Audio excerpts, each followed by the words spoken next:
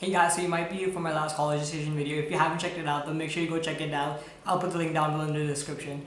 Now, in case you did watch the video, you might have seen comments or you might have commented yourself like, Lakshay, what are your SAT scores? Lakshay, what were your stats? Lakshay, what were your extracurriculars? Lakshay, we've been waiting for a month. You told us to stay tuned. What's happening? So I get the idea, guys. So let's get right into the video. Now, the first thing I want to address is where actually did I commit to college? So I chose to commit to NYU Stern and I'm planning on majoring in finance and then minoring in computer science. Now I can specifically get into why I chose NYU, but let me know down below in the comments and I can make a video about it. Now, before I get into the video, I want to give some background information on me, so if you have any confusions over what might happen in the video, then they might be cleared out from this part of the video. So I wanted to tell you guys that I actually studied in the US before and I went to school for 9th and 10th grade at Stuyvesant High School in New York City. And so part of my educational history is from there, part of my extracurricular history is from there. So I'll be talking about those in this video and the extracurricular video that will be coming out next. And then from there I moved to Jaipur, India, where I've been going to an international diploma program school, IB school, and its name is Jayashree Parival International School. So without further ado, let's get into this video. In 9th and 10th grade, I went to Stuyvesant High School in New York City. And in terms of the academic system we had over there, it wasn't like the unweighted weighted scale that we have in other schools. So we don't have the 4.0 or the 5.0 scale. Our grades were based out of like 100% scale. And so that was what we had to work with. So in grade 9, I had a first semester average of 94.4 or 94.5 and second semester 95.5. So I already got that upward trend going. Nice. But in terms of the classes that I was taking, the honors classes specifically were AP Human Geography and advanced topics in biology. And the other classes were pretty standard, like Euclidean geometry, art appreciation, and Chinese, amongst others. And then coming to grade 10, I thought it'd be much easier. I thought of accustomed to my surroundings, but it wasn't like that. My grade actually dropped 1.5%. Congratulations, you played yourself. So I think one thing to definitely keep in mind over here is that when you're going through the college process from 9th grade, something that you keep on listening from others is that you need to have 4 years of continual growth in your GPA, or at least some consistency in your grades. And I think even if you have like one bad semester or one bad year, that's not going to affect your chances of getting into that college, so long as you try to show you're improving from there on forward. Because I think college is very understanding that everyone has some situations that they go through, and there's going to be always other students that have like, for some reason their grade goes down, so that isn't something that should push you down. Also, forgot to tell you guys before, but in case 9th grade was like an off year for you, then something you should also know is that some colleges like Carnegie Mellon, Stanford, and I think some UCs as well, they don't look at your 9th grade grades. So 10th grade would be like the first year that they're going to be looking at your grades from. So that is something you don't need to worry about if 9th grade was something that you didn't do too well in. And another note, in our school, actually in high school in New York City, what they do is they take into account 8th grade grades as well. So if you're taking any high school classes in 8th grade, make sure you know that those classes are going to be counted for in your high school grades as well. Because I didn't know that, and I didn't try too hard on my 8th grade exams, and that really pushed down my average a bit. You can see in the side when I show my transcript as well.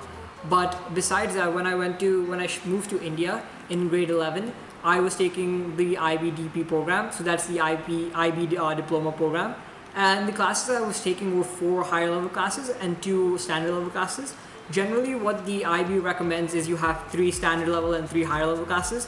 But I was really interested into economics, so I had that as my 4th higher level class because I wanted to pursue finance in the college and as a career choice. So I thought that'd be a good foundation to get started on from. So the other classes I was taking as higher level was math. I had math AA, HL, I had computer science HL, and physics HL. And the standard level classes I had was Spanish ab initio and English language and literature. And in 11th grade and 12th grade, in both years, I had a 45 out of 45. And my predicted was also a 45 out of 45, which was sent to colleges. So that's pretty much it on the stats. Now I'll get into some of the standardized testing that I had. So I had my first attempt for the SAT in winter of my junior year. I think that was December. And I had a 780 in math and 730 in English. So I had a total score of 1510. And I studied for around 2 months for that exam. And I also put like the pictures somewhere on the screen wherever there's space. And you can also see in the pictures, like I took SAT with essay. At that time, the SAT with essay was somewhat relevant, so I took it. The second time I took the SAT, I didn't take it because at that point, colleges weren't really looking at it as much. So the second time I took the exam, I got a 1580 and I had a 790 in math and a 790 in English. I'll also put the pictures of that somewhere on this screen. Now, for the second time that I took the exam, I only studied for around 2 weeks. And next thing I want to let you guys know about the SAT, and what's really great about it is how that it's a standardized exam. Now, because it's a standardized exam, that means that the questions that you encounter, the structure of the questions, the passages, the types of questions you see, they're all going to be very similar every time you take like a real exam. Like when you sit in for the exam, they're going to be very similar to each other, and they're also going to be similar to like the college board exams that are on the website, like Khan Academy and these other websites that are released, like the 10 college board exams. So that's really helpful because that allows you to see where you're losing points and where you need improvement. So that's something that's really great about the SAT, and that's also why I only needed like 2 weeks to study the second time I took it, because I was basically just revising whatever I had learned the first 2 months that I studied for like that first attempt that I had. And that was like my case. It didn't take me as much time the second time, but it might be different for other people, but that's just something to keep in mind. So because the SAT is a standardized exam, remember that you should always look for improvement, because those questions are going to be very similar to ones you have encountered in the past if you're using like official material. Okay, so in terms of preparing for the SAT, something I did the first time I took it around was I went to this coaching place 2 months before the exam, and I would go every Saturday, Sunday for around 3 hours a day. We'd cover like math and English. And personally, that experience didn't really help me too much in preparing for the exam. And I think the reason why was like one of the reasons was because we would digress from whatever we were learning that day, like the specific topic. And then the other thing was that sometimes there wasn't enough time spent on the questions that I was having trouble with, and then sometimes there was too much time spent on questions that I thought that came very easily to me. So I think sort of working with a smaller group of people, like 3 students with the instructor that really gets to know you, is something that's really important when you're trying to have a coach for the SAT. So that's something I think that would have helped me more. In the end, I actually just studied by myself, but I think that type of a structure would have helped me more. So that's something you can keep in mind while you're trying to find some coach or adjust to your learning needs.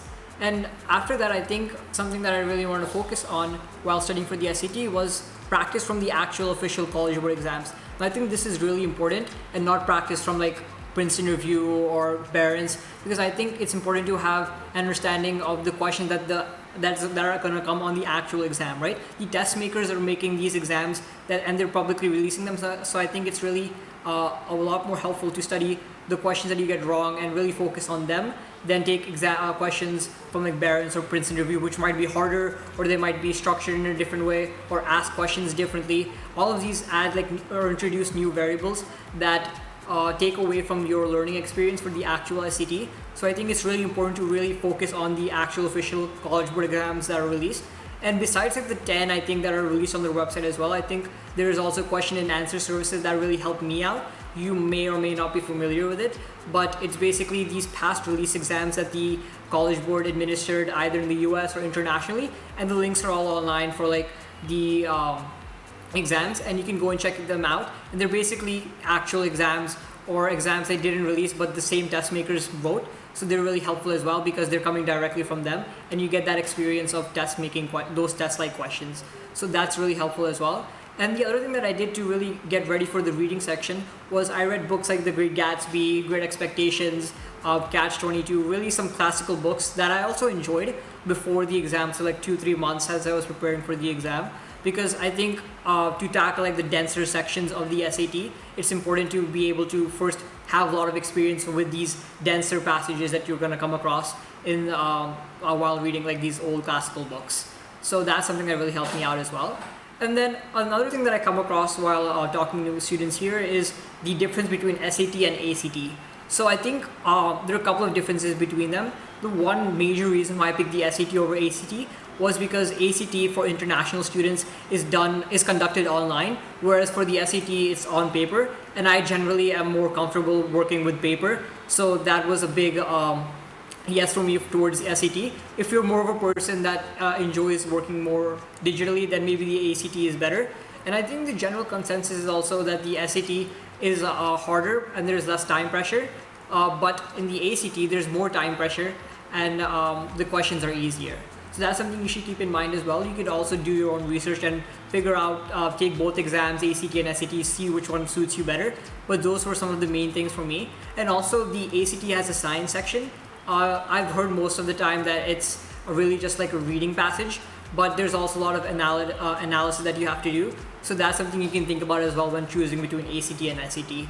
Now, in terms of the other standardized exams I took advanced placement exams, like AP exams, and I took SAT subject tests. Now, I won't get into SAT subject tests because they're no longer being considered by colleges, so I'll just focus on like AP exams. Now, in case you don't know what AP exams are, they're basically exams that are scored from like 1 to 5, so you get a 1, 2, 3, 4, or 5. And the reason why students take these exams is basically so they can get credit for college courses, so they don't have to take like introductory classes, they can take higher level classes, or they could just place out of introductory classes and take other classes that they want. So it doesn't have to be like higher level classes, they could just not take those introductory classes and pick something else. So that's a big reason why students take these courses. And the other thing is that these exams, they're basically just subject exams. So you have AP exams in math, you have AP exams in music, you have AP exams in English. So you have AP exams for almost like every subject you could possibly think of, but you should probably look online if you are looking for something specific. And in my case specifically, I took AP Human Geography in 9th grade. I got a 5 on that exam, and then I took AP World History in 10th grade, and I got a 4 on that. So I took these both exams really just because I was interested in the courses. They don't really align with my career goals like finance and computer science, but I was just interested in them. That's why I took the exams as well, because I thought like I studied the whole year for it, so I'll just take the exam as well. That's also another point about the APs. Most students that take these AP exams study like throughout the year because they have like they're being taught in class and then they take the exam. But there are some exams that aren't taught at schools and you'd have to self-study for them. Especially in international schools, you don't usually have like AP exams. Like in my school, I didn't have any AP exams in India here. So you would have to like sign up for AP exams on your own and then study on your own as well. So you should take that into account when you're picking like you want to take this subject, you want to take that subject. So it's all mostly self-study if you're like an international student who doesn't have access to AP classes, like you're not going to be in the class. Now, if you're an international student, and I'll speak specifically about Indian students, then chances are you're not gonna need to take this exam because you already have like CBSE, or you have IB, you have ICSE, so you already have like these different boards that are gonna give you college credits, and they're gonna prove to colleges like, oh, okay, so you know this field well, you know this subject well. So you don't need to take AP exams if it isn't like in your curriculum. But I personally would suggest you do take AP exams, and that's for a couple of reasons. So the first reason is that it gives you an award that can help you stand out, I guess. It's called the AP Scholar Award. So the AP Scholar Award is basically given to those students who get 3 or more on 3 or more APs. So AP Music, let's say AP Music, AP Art, AP Math, you get 4, 4, 4, then you get AP Scholar Award. You get 3, 3, 3, you get 5, 5, 5, you get a AP Scholar Award.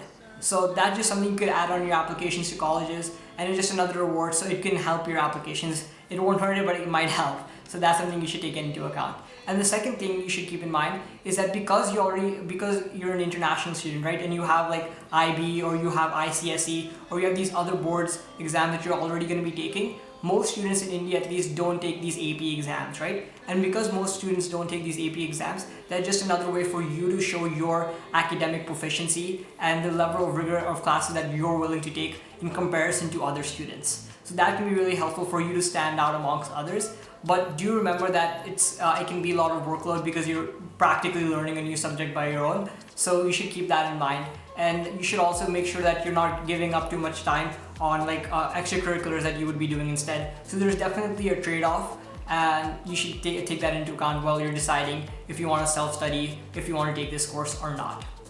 Now, you might probably be wondering, Lakshya, you're suggesting us to take these exams, but you didn't take these exams in 11th and 12th grade while you were in India. And my excuse, I guess, is that I didn't know the deadline to apply for these exams. So I definitely couldn't take it in 12th grade because I thought I would be having my IB exams at that time, May, June, right? Which didn't happen in the end.